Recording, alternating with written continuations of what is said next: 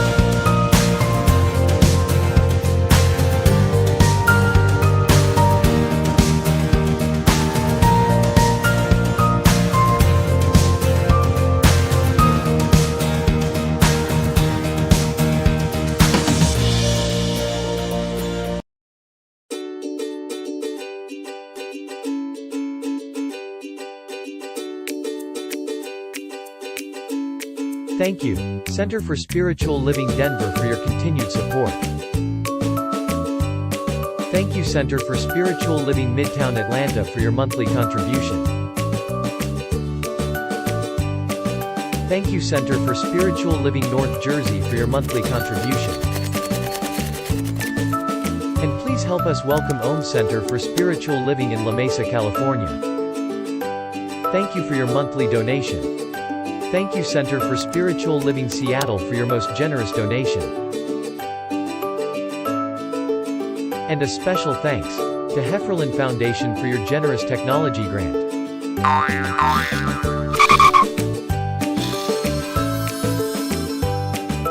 And Suze Ajit, thank you for your very generous donation.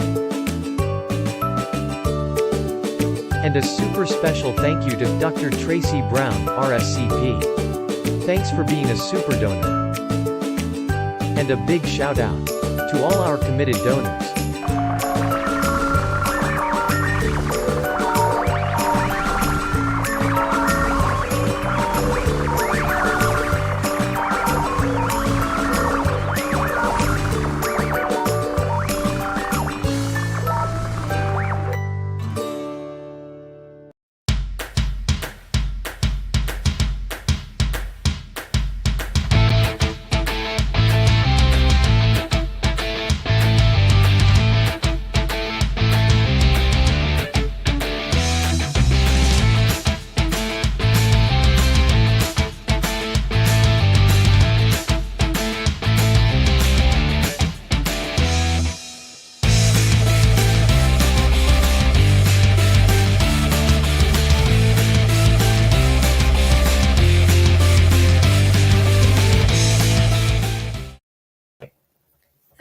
Welcome back. I'm Robyn. And I'm Gil, and you are with us here on this week's Rockin' the Love. Yes, where we're so excited because our guest today is Jeffrey Solomon. Jeffrey has a long bio, longer than you can imagine. So I'm just going to take out a few of the snippets of things that he's proud of and that make him who he is. So he's the co-founder of Houses on the Moon Theater Company. And he's also a playwright, a director, a teacher, a father. He has taught storytelling workshops with underserved communities and beyond. He is co-curating and directing a story-based theater project, or has done this project called Transformations, which is true stories about gender identity and family, and Gun Country, true stories from people whose lives have been touched by guns. Jeff's has a couple of one-man shows, and one is called The Santa Closet.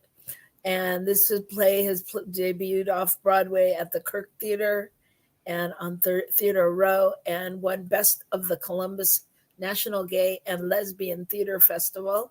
His other solo play, Mother Son, has had acclaim runs all over the world, in Australia, in the UK, in New York, California, everywhere. And it's also been presented as an educational and support tool around LGBTQ+ and human rights issues in India, Sri Lanka, and the Philippines. Jeff has also been an Emmy-nominated television writer, and he is also a Moth Grand Slam champion.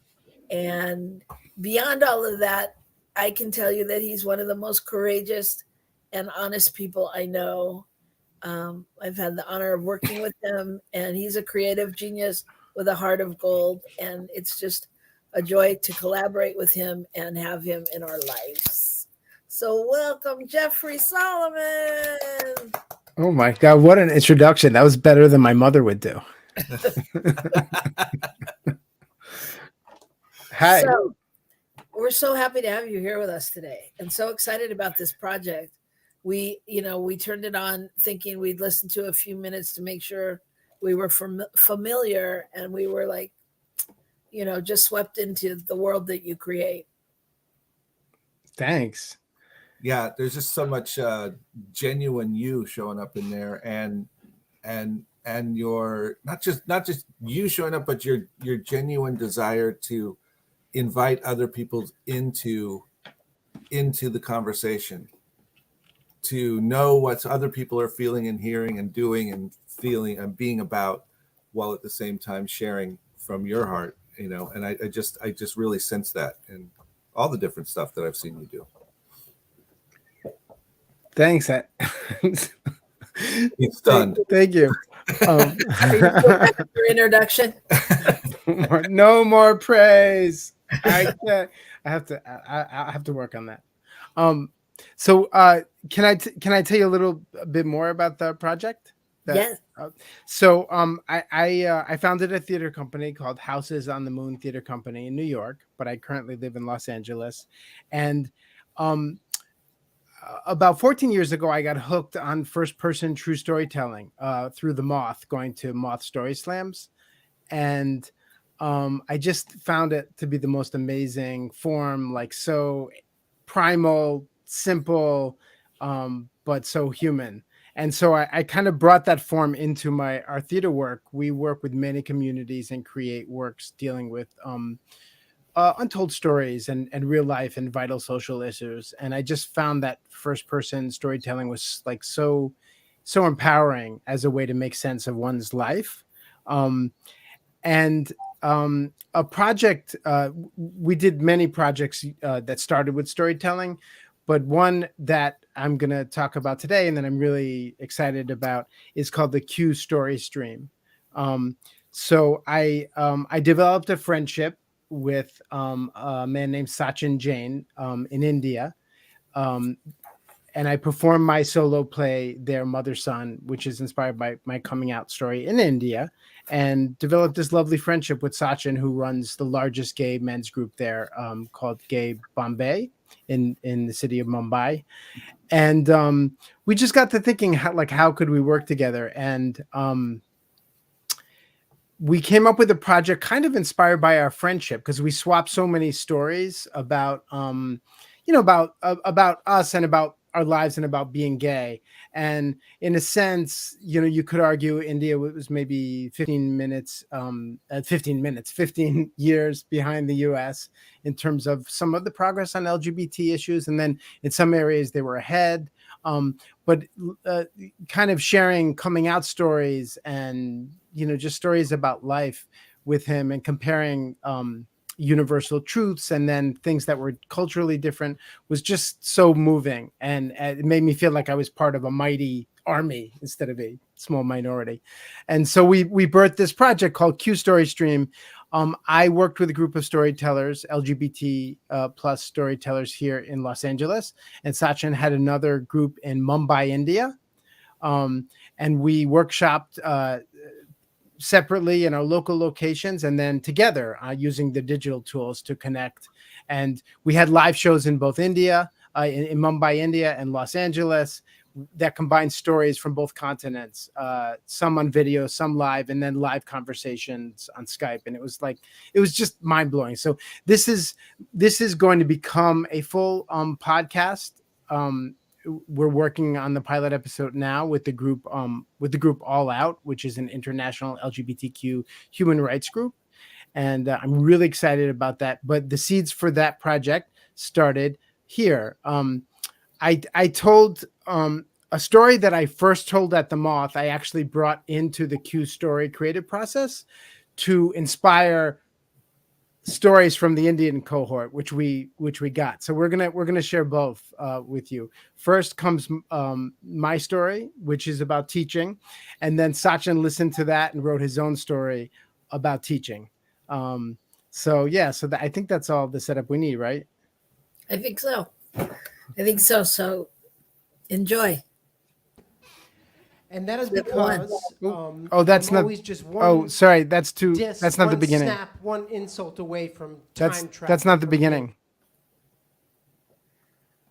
We got to roll it back. Part of the night where I look to you for that. Where Jeffrey Solomon's going to come up.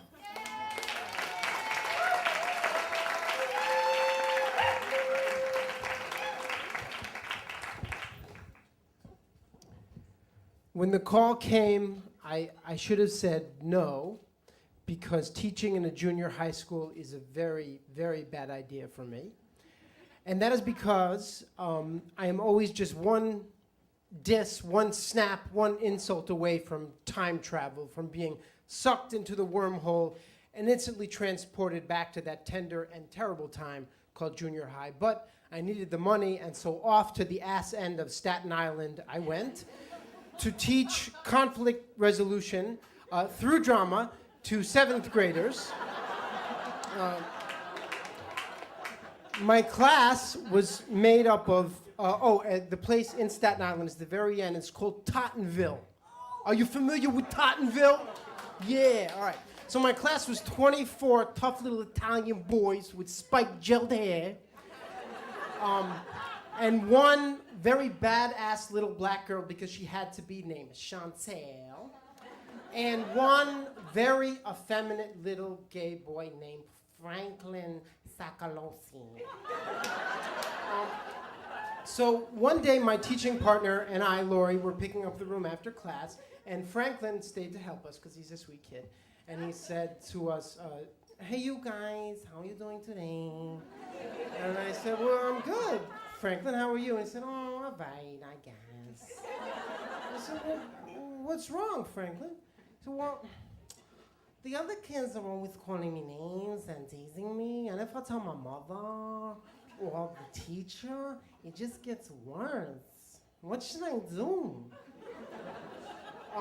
I let Lori field that one because of my junior high school related post-traumatic stress disorder. And she said to him, well, when someone is calling me names or saying something mean to me, I just close my eyes and I imagine I'm surrounded in a bubble of pure white light. And all the negativity that they're sending my way, it just gets absorbed by my bubble and transformed into pure love, which is the color of gold, and it just shoots right back at them. And Franklin, it will change them, I promise you. That is the worst advice I have ever heard, and I vow that I'm gonna try to help Franklin. The very next day, Chantel started laying into Franklin, and she said, yo, that kid's a faggot. I hate that kid, faggot. And I said, okay, Chantel, you need to come with me. And I left Lori with the class, and we sat face to face in a classroom. And I said, you know, Chantel, when you use that word, the F-A-G-G-O-T word, that's a slur. It's like a hateful word you use for any group of people, like the N-word.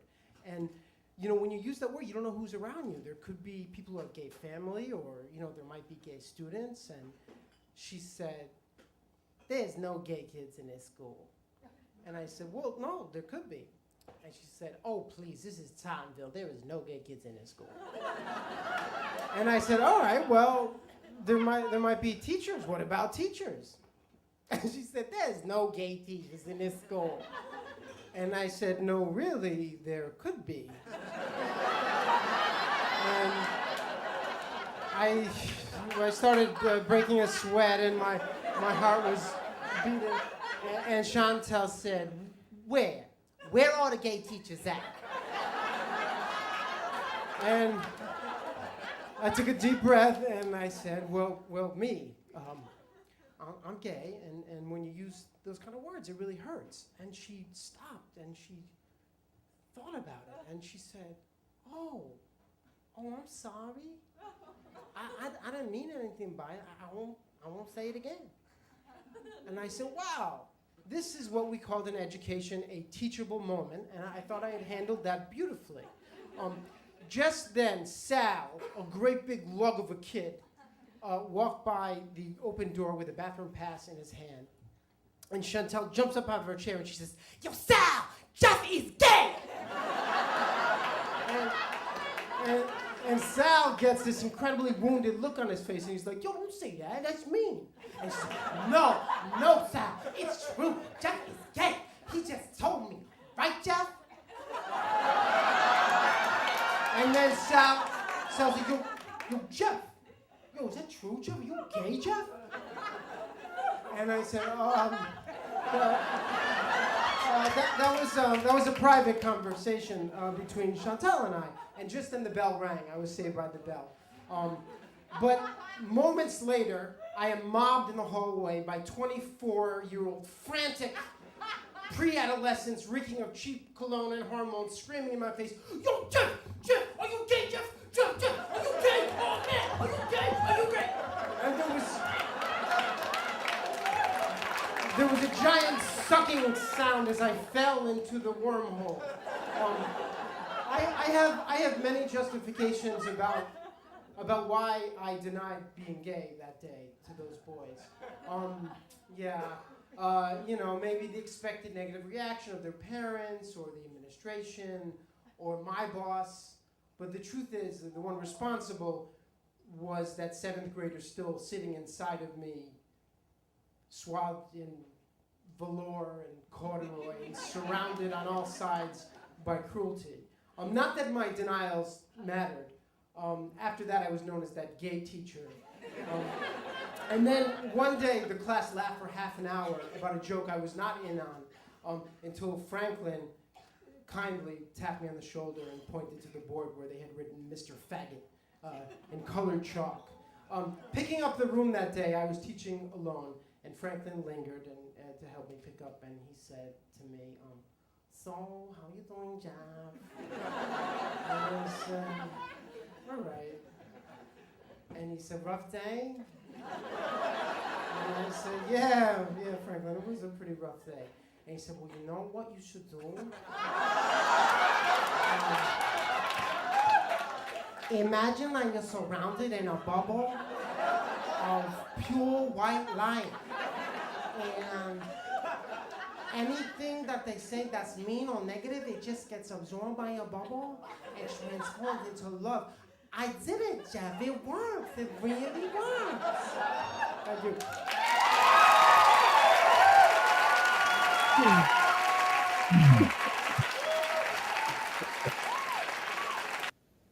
Wow.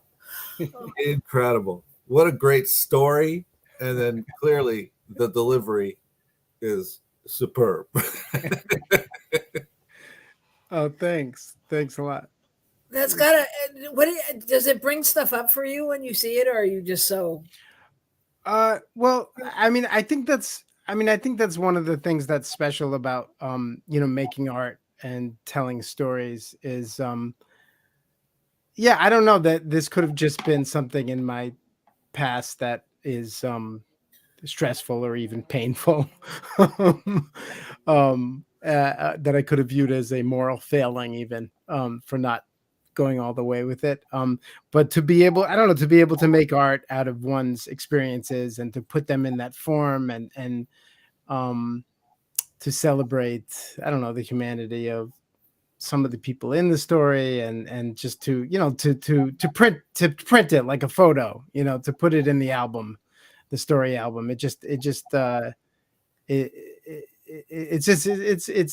meaningful, because that I guess, that those stories of falling short are just important as the clear victories.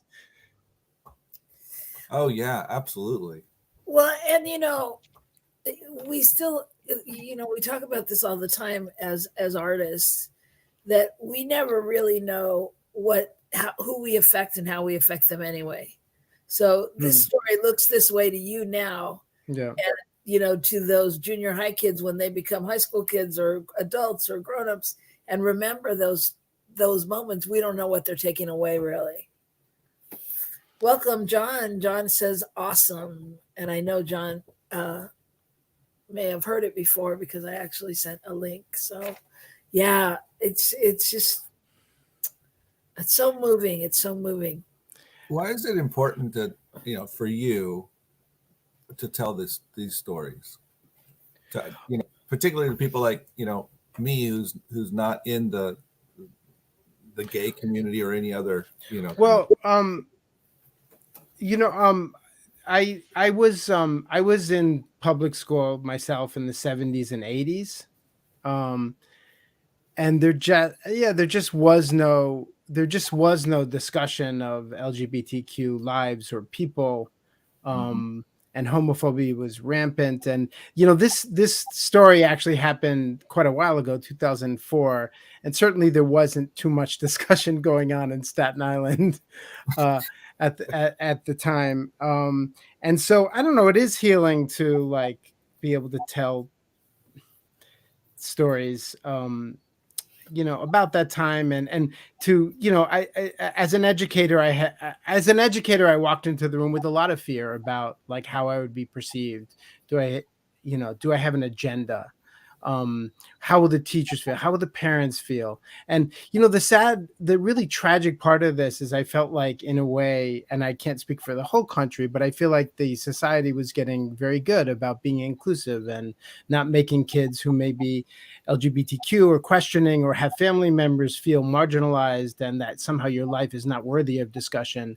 And of course, we're looking at a raft of legislation in Florida and other places to make it untenable to have these discussions in school, which is just, I guess you could say this about a lot of, issues, looking at Roe versus Wade too, but I just can't believe we're taking this giant leap backwards, and that teachers would have to ask themselves again, like what I was asking myself, is it appropriate for me to be out and to have these discussions in the classroom? And they're trying to make it so that it's problematic. So I guess I strongly believe that we must have these conversations with kids, to help them navigate the diverse world we live in, and not just about LGBTQ, but about, race and ethnicity, religion, all of it. It's our duty as adults and educators. Absolutely. And I think that's one of the brilliant things about the work that you've done, and that I've done some with you, is that, I mean, like you said, that was 2004. So in some ways, it is very cutting edge, it's easy to see where you're, debating about where do you toe the line? Where do you, tell all to the seventh grader, or do you, preserve your job? But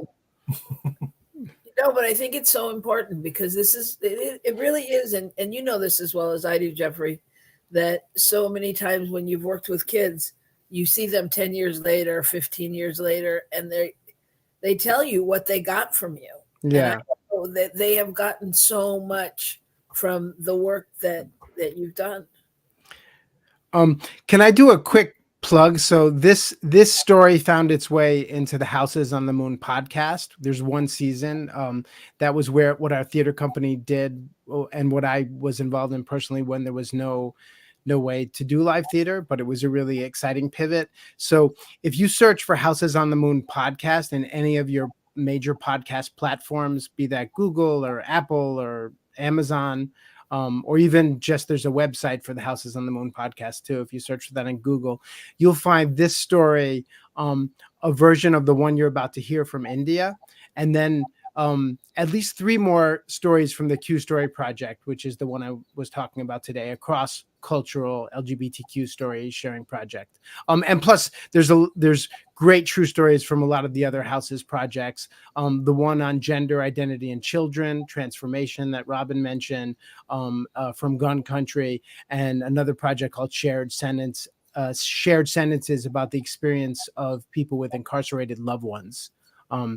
There's 8, I believe there's 8 episodes in total. So love you to check out the Houses on the Moon podcast. And if you like it, leave a nice review on Apple Podcasts for us.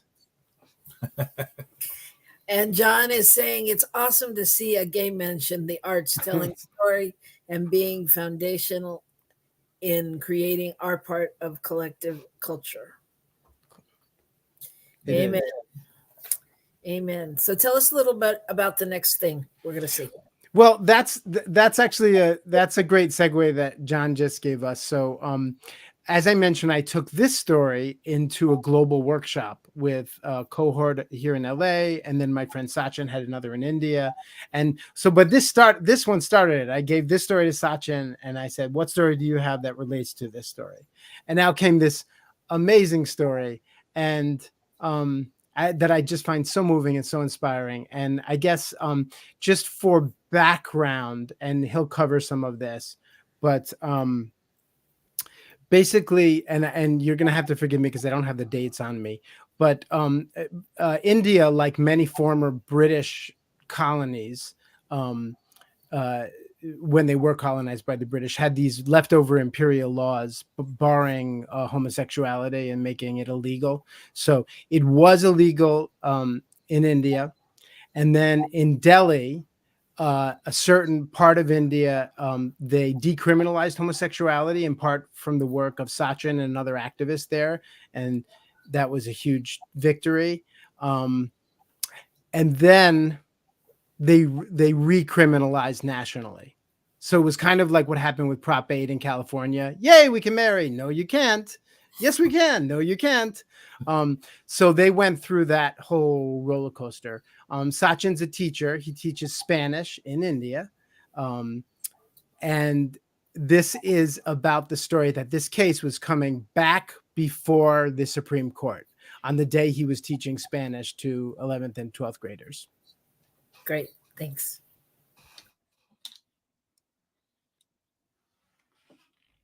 Oh, no sound.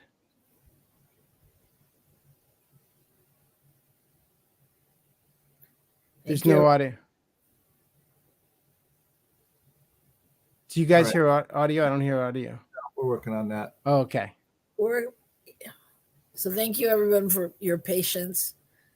We threw these clips on our producer and we're just working out the kinks. Learning as we go. It's so I hate it when it works before in the test and then does it in the real thing.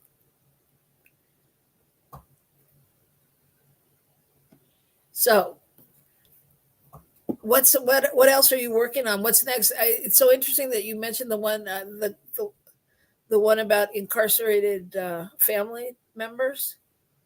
Yeah. So Emily is the current artistic director of Houses in the Moon Theater Company, and she founded the company with me back in 2001.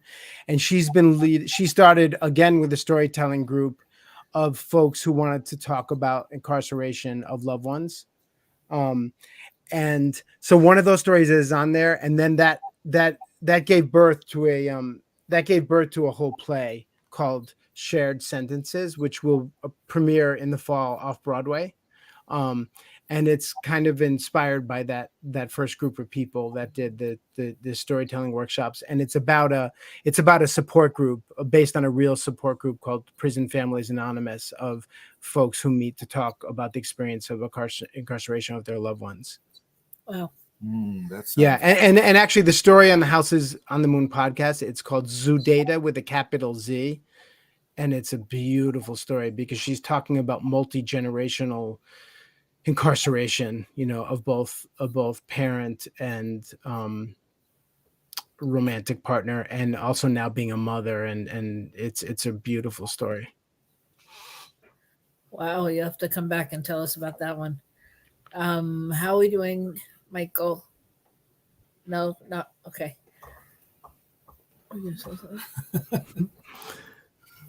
No. Well, so I can just give you a preview of his story myself.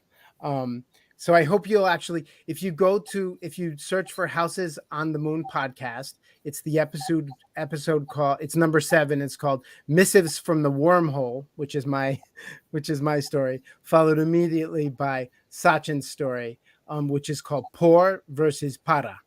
The Spanish Por versus Para. So yeah, check it out. So, but it's the day the High Court in India, they have a Supreme Court like our own, is deciding whether or not to decriminalize homosexuality, and he's watching his stealing looks at his phone and waiting for that verdict, and is on pins and needles. I'm still hopeful we're gonna get it. What's that? I'm still hopeful we're gonna get it. Okay. Okay. So I shouldn't give you all the details. Okay. Yeah. All right. I shouldn't give you the main takeaway. But what I did find fascinating, and you can speak to this a little bit, is just listening to them back to back, like just really the global experience, because we think about our experience here, you know, I should say, you know, I think about what's in front of me a lot of the time, and I don't, you know, think about it in terms of it being different and universal and the same and not the same, and you know, all of those things. So you must have found a lot of interesting similarities and differences in there. Was there anything that really surprised you? No, I mean, of course, you know, and I'm by no means an expert, but you know, many Indian folks are expected to move from their parents' house and marry, and that's when they leave the house. So I think that's changing some, but I think probably folks with more means have more of an opportunity to, you know, to live their gender identity and sexuality than folks with less means. So that was just that was interesting. I mean, culturally, but I think things are changing. Like you're starting to see parents groups, support groups like PFLAG there. I know Sachin runs one in Mumbai. There's a different understanding about gender identity. Transgender people are recognized legally as a third gender, so in that respect, I think they're kind of way ahead of us. So yeah, so that was actually fascinating. And you know, and even we have an age difference, Sachin and I. I'm 55 and he's at least 10 years younger than me, and how he responded to this issue in the classroom was different than I did. And some of that is just that it was a slightly different era, and some of that, again, that he's a younger person, and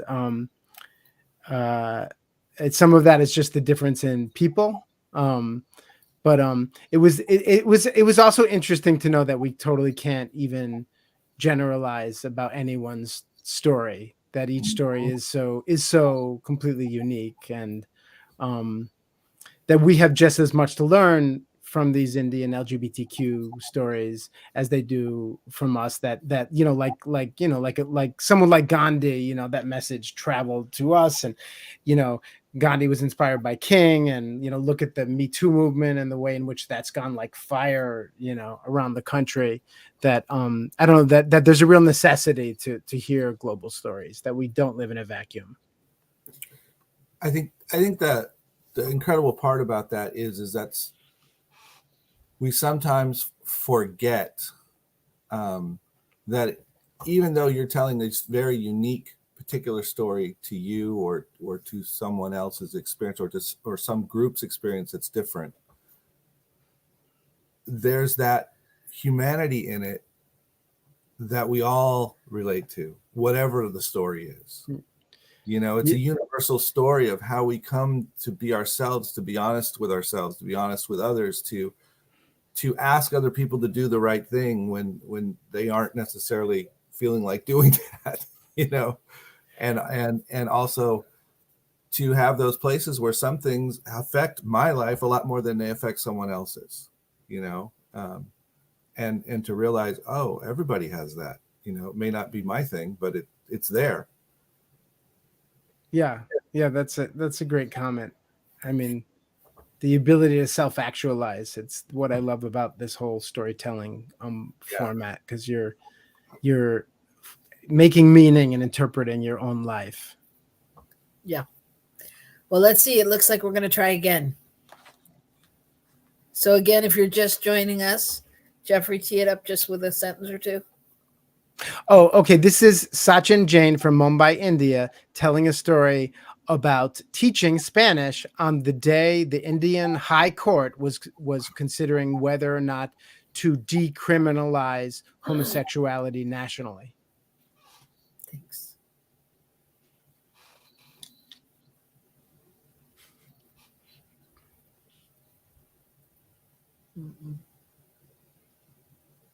No sound.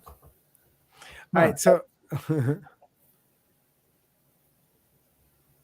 okay, all right. Well, that's the technical way of live. So that's well, but it's great. So everybody, We're going to put the banner up again where you can go and find the podcast. And yeah, and so that'll be the Houses on the Moon website. You can certainly find it that way. But any of you who listen to podcasts, if you search for Houses on the Moon podcast, you can find it on all major podcast platforms. And you'll find Sachin's story there. So just to clarify, this Q story was featured as part of the season 1 of Houses on the Moon podcast, and it spawned a spinoff, which it will just be called Q Story, but you can find it in the same. It'll come out in the House's feed. So if you subscribe to our podcast, when Q Story is ready, which will be global stories from all around the world of LGBT folks, you'll be able to receive that. So please subscribe. I wanted to mention, so the pilot episode, I've been working with some folks in Ghana, again, using digital tools. And they're encountering one of the most virulently vicious and homophobic bills anywhere in the world right now that's pending in their parliament, which would make homosexuality punishable for 10 years. Make it illegal for even any ally to support an LGBT person or to talk about it in the schools. It's illegal to have any public same-sex, just holding the hand of one's loved one. It's a really vicious bill. And last year, they opened the first ever LGBT center in Ghana, and that was shut down immediately by the police. So they're really going through it there, and could use our support. But at the same time, what was so interesting, because again, we're talking about this cross-cultural conversation, I think it would be so easy for me to come in as someone from the US and, thinking like, we're helping you and we're so far advanced. Oh, yeah. But we're so not. I mean, well, first of all, two things, since Jeff, we're going to try it one more time. Sorry. Sorry. We believe. Everybody put your mojo there.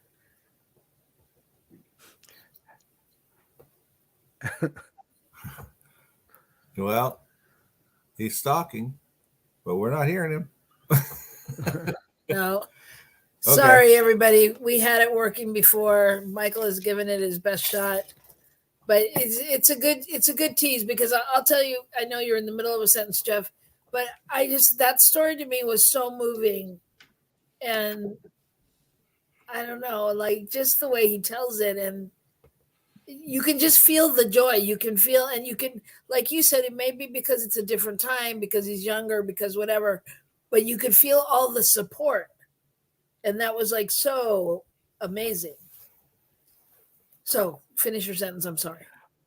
So what I wanted to mention about what's going on in Ghana is the bill that they're facing now was hatched by the U.S. Religious right, the World Family of Congress, the World Congress of Families. Brian Brown is the executive director who used to run National Organization for Marriage.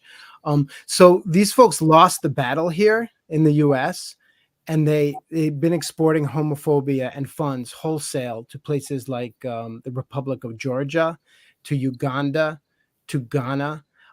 So the seeds of this bill were born in a U.S.-sponsored conference by that organization, the World Congress of Families, and a couple of other organizations. They held a big conference and spread so many vicious lies about LGBTQ people, about the threat that they pose. And the bill came out right after that conference. So I guess what I wanted to say is, one is, this is in part very much a U.S. problem, that these hate mongers can do what they do and fund what they fund. And two, unfortunately, the bill they're facing in Ghana, like we can see elements of that in these anti-LGBT "Don't Say Gay" bills that are happening here in the U.S. So there's a schizophrenia to what's going on here. Like the U.S. State Department now, it's back with Biden and is friendly to queer folks again. But back at home, if anyone looks what's going on, it's just a hodgepodge of rights all over the country. And in some places, the community is under a bigger threat, particularly transgender youth, than they have ever been. Yeah.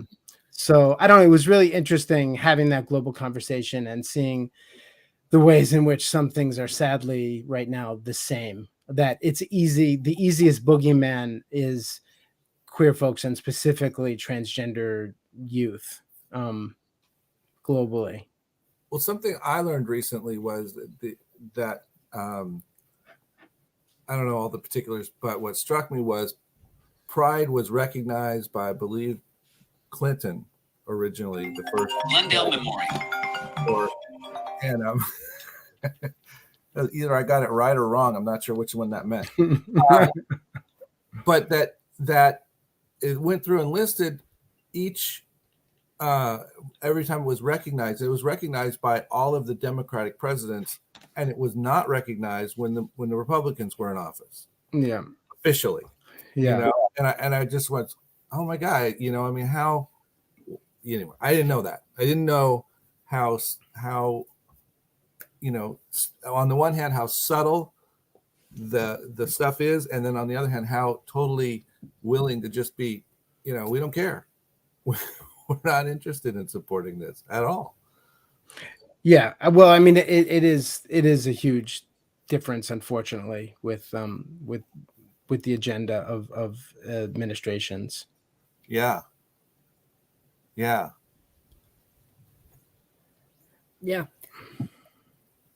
So you talked a bit about what you've learned from doing this, about how what's going on in other countries, and what just to reiterate, I didn't realize how big the footprint is, like in these countries that have homophobic legislation. The religious right is working very hard because like I said, in many ways they feel they've lost the battle here.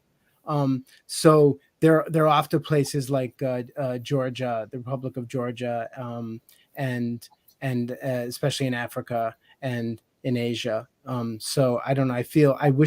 I don't even know what the answer is, but I wish as a U.S. citizen I had something to put a check on the power of these organizations promoting hate in our.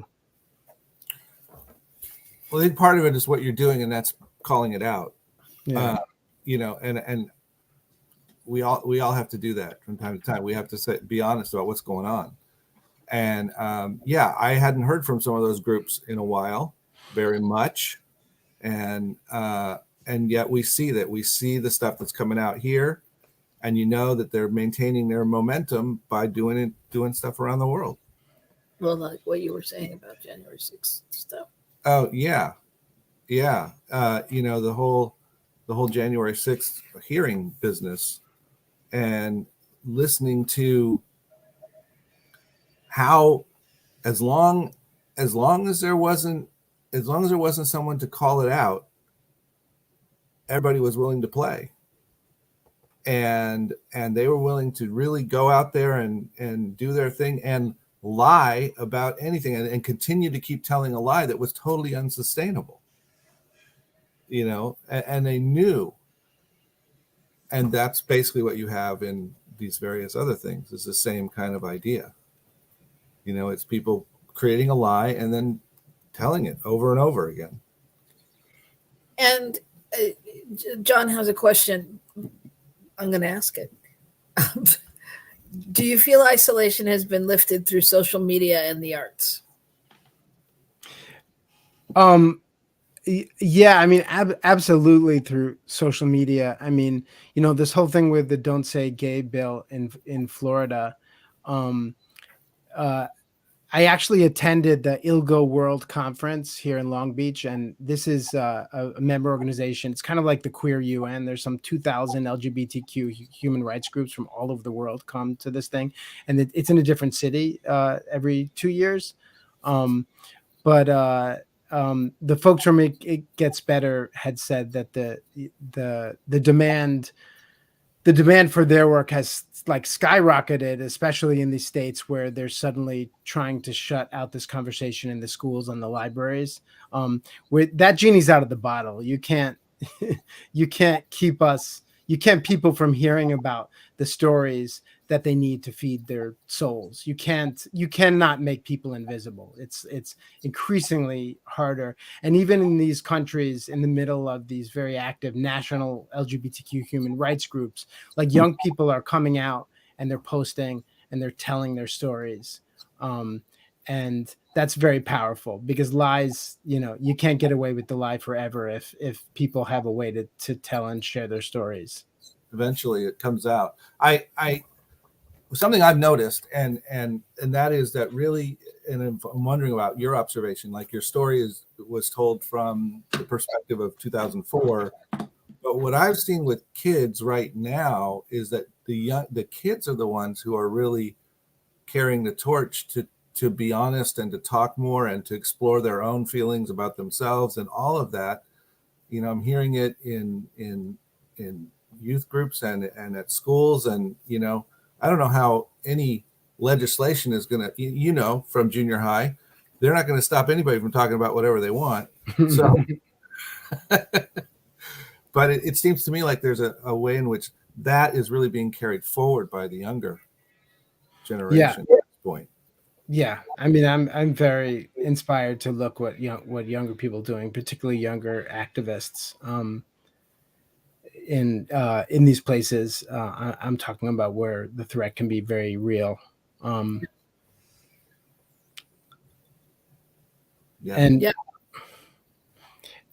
think what's interesting too, that the fact that there is information now, what I've been hearing from folks that I'm working with is like, the coming out stories, which are not necessarily the ones that you would expect, or even they would have expected. Like, I'm going to kick you out of my house, I'm going to disown you. No, it's more like, how can we change the church? How, right. How can we change society? Like they would like to use this as a wedge to divide people from their families. But I don't know. I think which will happen, sadly, but I think a lot of people will rise to the occasion and not let that happen. And I think a lot of it is that people are emboldened to not stay silent and to tell their stories. Absolutely. Yep. And it's so great that they have people that are out there ushering them into that, Jeffrey. And I can't believe our time is gone and that we didn't even show the other video. And I just want to share that Linda's out there and she is saying, she was asking for the audio again, but she said it's such a great story. She also listened to it previously. So I just really encourage everyone to take, 7 minutes out of your life and go listen to the other half of the story, because it's just, it's worth it. Sachin's story is in episode 7, por versus para. Yeah, por versus para. So Linda says, Jeff, I thank you for your wonderful story.